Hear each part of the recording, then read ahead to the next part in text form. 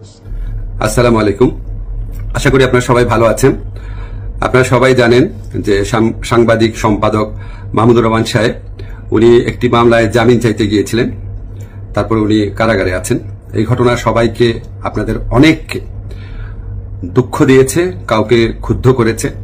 আপনাদের কাছে মনে হয়েছে যে এরকম একটা ছাত্র জনতার বিপ্লবের পর আসা সরকার, এই সরকারের সময় কেন ফ্যাসিবাদ বিরোধী লড়াইয়ের অন্যতম অগ্রনায়ক মাহমুদুর রহমান ভাই কেন এখানে কারাগারে আছেন।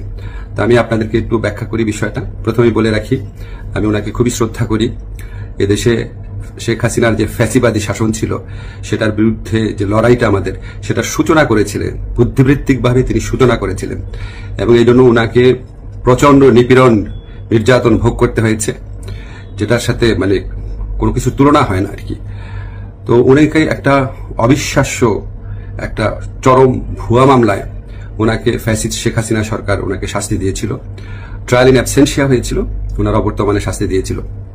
অবিশ্বাস্য মামলা একটা, এবং এই মামলার মেরিট নিয়েও প্রশ্ন তোলা যেতে পারে, কিন্তু বিচার কার্যটা সম্পন্ন হয়ে গিয়েছিল এবং ওনাকে শাস্তি দেওয়া অলরেডি হয়ে গিয়েছিল। তো উনি যখন এখানে আপনার বাংলাদেশে আসলেন, আসার আগে কিছুদিন আগে ওনার স্ত্রী, আমাদের শ্রদ্ধেয় ভাবি, ওনার বিরুদ্ধেও একটা অত্যন্ত মানে অগ্রহণযোগ্য ভিত্তিহীন মামলা করা হয়েছিল। তো উনি সেই মামলাতে সাজা স্থগিত করে আপিল করার জন্য আবেদন করেছিলেন। এই আবেদন কিন্তু আইন মন্ত্রণালয় অর্থাৎ আমার কাছে আসে না, এটা যায় স্বরাষ্ট্র মন্ত্রণালয়ের কাছে। স্বরাষ্ট্র মন্ত্রণালয় যখন আমাদের অভিমত চেয়েছে, আমরা ইতিবাচকভাবে এটা দেখার জন্য জোর সুপারিশ করেছি। আমাদের এই সুপারিশের ভিত্তিতে মাহমুদুর রহমান ভাইয়ের স্ত্রীর সাজা স্থগিত করে ওনাকে আপিল করার সুযোগ দেওয়া হয়। মাহমুদুর রহমান ভাই যেই মামলায় শাস্তি পেয়ে আজকে জেলে আছেন, এক্স্যাক্টলি এই মামলায় আরেকজন বরেন্দ্র সাংবাদিক শফিক রহমান, উনারও সাজা হয়েছিল। উনি ঠিক একইভাবে মাহমুদুর রহমান সাহেবের যে স্ত্রী আছে, উনি যেমন আবেদন করেছিলেন যে সাজা স্থগিত রেখে আপিল করার জন্য, উনি একইভাবে সেই আবেদন করেছিলেন। আমাদের আইন মন্ত্রণালয়ের মতামতের ভিত্তিতে শফিক রহমান সাহেবেরও সাজা স্থগিত করে ওনাকে মুক্ত মানুষ হিসাবে আপিল করার জন্য ওনার যে আবেদনটা ছিল সেটা অ্যাপ্রুভ করা হয়। মাহমুদুর রহমান ভাই এটা করেন নাই। আপনারা সবাই জানেন উনার অত্যন্ত স্ট্রং আত্মসম্মান বোধ, উনি খুব দৃঢ়চেতা মানুষ, খুবই দৃঢ়চেতা মানুষ, প্রচন্ড দেশপ্রেমিক মানুষ।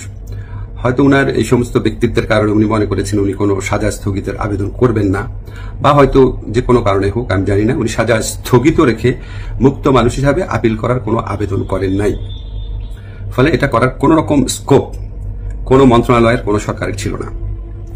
উনি উনাকে যেই আদালত এই ভুয়া মামলাতে উনাকে শাস্তি দিয়েছিল, উনি সেই আদালতে জামিন চাইতে গেছেন।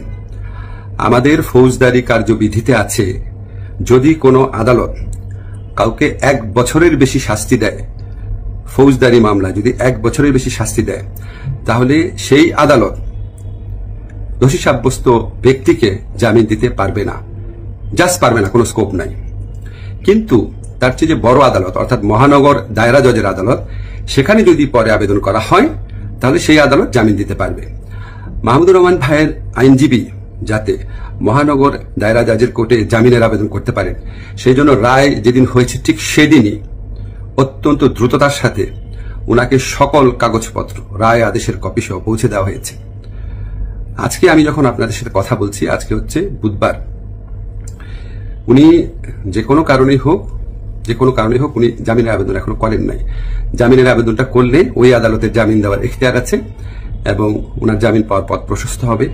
উনি মুক্তভাবে উনার যে দেশপ্রেম থেকে, দায়িত্ববোধ থেকে, উনি উনার সাংবাদিক হোক বা বুদ্ধিজীবী হোক বা ওপিনিয়ন মেকার হোক, উনি উনার ভূমিকা পালন করতে পারবেন অচিরেই, সে প্রত্যাশা করছি। আমি শুধু আপনাদেরকে একটা জিনিস একটু বোঝার জন্য অনুরোধ করছি। আমি আইন মন্ত্রণালয়ের দায়িত্ব পাওয়ার পর মাহমুদুর রহমান ভাইয়ের স্ত্রী ও সাংবাদিক শফিক রহমান, ওনারা যখনই আবেদন করেছেন সাজা স্থগিত করার, সেই আবেদনে আমাদের মতামতের ভিত্তিতে ওনাদের সাজা স্থগিত করা হয়েছে। মাহমুদুর রহমান ভাই এই আবেদন করলে অবশ্যই আইন মন্ত্রণালয় থেকে ওনার সাজা স্থগিতের জন্য আমরা সুপারিশ করতাম। আমরা সেই সুযোগ পাই নাই, এখানে আমাদের কিছু করার ছিল না। আমরা মনে করি যে মাহমুদুর রহমান ভাই উনি যত তাড়াতাড়ি, আমরা বলতে আমি নিজের কথা বলছি, যত তাড়াতাড়ি মুক্ত হয়ে আমাদের এই দেশ করার যুদ্ধে ওনার জায়গা থেকে নেতৃত্ব দিবেন, তত এটা দেশের জন্য মঙ্গলজনক। আমি আশা করব খুব দ্রুত ওনার জামিনের আবেদন করা হবে, যাতে ওনার জামিনের পথ প্রশস্ত হয়। সবাইকে ধন্যবাদ, ভালো থাকবেন।